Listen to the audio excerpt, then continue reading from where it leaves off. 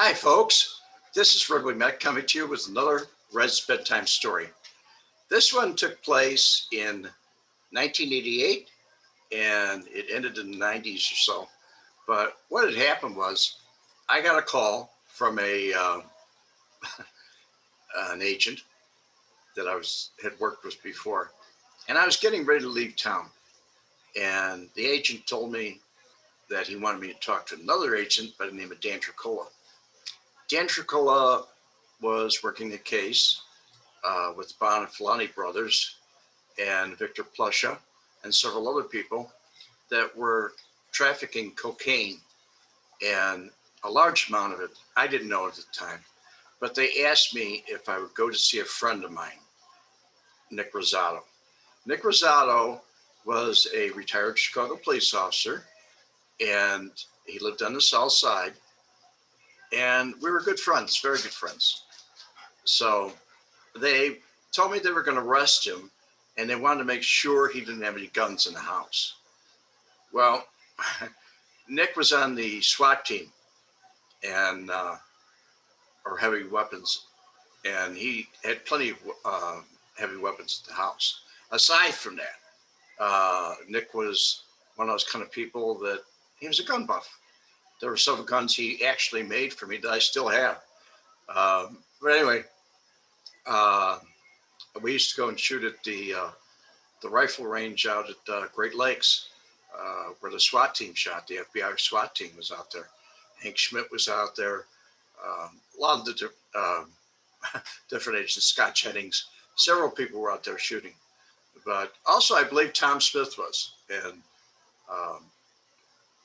mentioned him. Adam Flowers, did Elaine Smith, and his wife that worked with Kennedy. Anyway, I'm getting too far away from the story. The story goes, I get this call, and I talk to Dan Tricola, and I go out there. And when I do go out there to his house, I see a squad car or an unmarked car across the street watching us as I go into the house. So I told him, knowing that they had parabellum mics, and I didn't know if the house was wired or what, but I saw plenty of guns around, and I saw other things too. So I told him his son was there, his young son, Nick. And I think Nick was about 12 or 13 then, somewhere around that age. But anyway, I told him to take a walk with me. And there was a corner store down at the corner, long block. And so we walked down to the corner store. And on the way back, I said, let's walk to the alley. And he said, why? And I said, I want to talk to you, but I don't want anybody to hear it.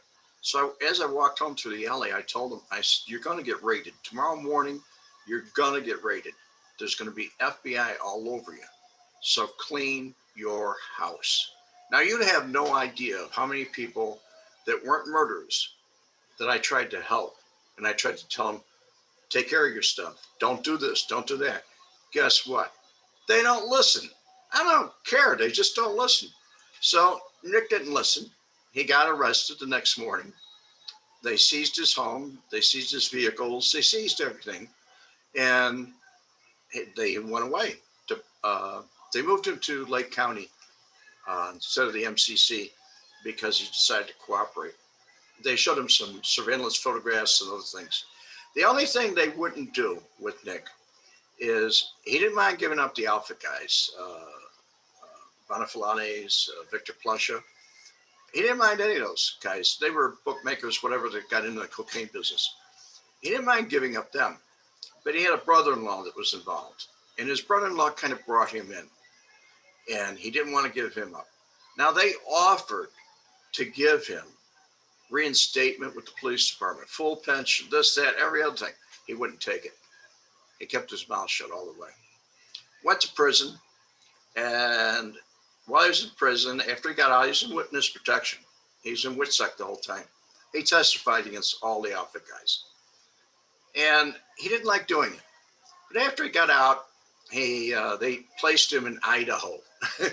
And he didn't much care for it there. Neither did his wife. She got with him after he got out of prison. And she went back to East Avenue in Berwyn, where they lived, right down the street from Bonavolante. But at any rate, Nick came down to live by me in Palm Beach. And he drove all the way. He had idle license plates on the back of his car. At any rate, Nick and I talked about a lot of things. We had a lot of time. He spent about 18 months with me before he went back with his wife. But one of the interesting things he told me about was one of the prisons he was in, because he was in witness protection. He celled with Sammy the Bull Gravano, and I thought that was very interesting at the time. But I really didn't think that was half as interesting as when I looked at his plea bargain. His plea bargain said that he transported 482 kilos of cocaine from Miami to Chicago. Now, that's not what I call a small dealer. I mean, that was a lot. But things went on the way they were, and it was what it was. I didn't write about this in my book. It's something that I read about today in an article in the paper that was in the Outfit past and present news articles. And when I looked at it, it brought back the memory. But I want to thank you folks very much for watching. Hope you subscribe. And if you feel like it, take a gander at my book. You might like it. Thank you, and God bless.